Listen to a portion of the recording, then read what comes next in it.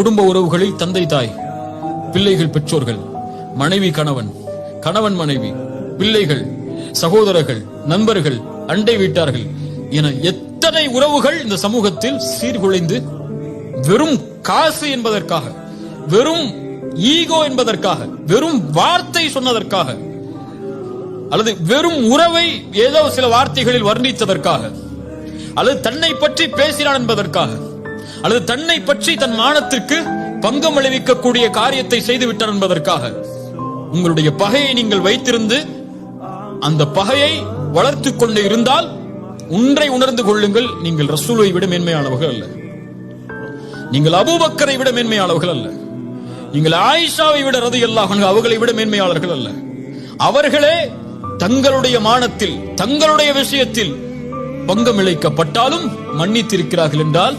அவர்களும் அல்லாஹ்வுடைய மன்னிப்பை தேடினார்கள். நானும் மன்னிப்பை தேடுகிறேன் என்றால் மன்னியுங்கள். மன்னிக்க மாட்டேன்னு பெருமை காட்டிட்டு உட்கார்ந்து இருந்தீங்கன்னா, நான் பேச மாட்டேன், நான் அவன்கிட்ட சேர மாட்டேன், நான் அவனுக்கு போன் பண்ண மாட்டேன், அவன் பேசட்டும், அவன் பேசுறான் நான் பேசுறேன், அவன் எனக்கு நடந்து கூட நான் நடந்துக்கிறேன், அவன் என்கிட்ட சேர்த்து வரட்டும் நான் சேர்ந்து வாழ்ந்துக்கிறேன், இப்படின்னு பெருமை பேசிக்கிட்டே இருந்தீங்கன்னா இதே செயல்பாட்டை நாளை மறுமையில் அல்லாஹ்விடத்தில் எதிர்பார்ப்பீர்கள்.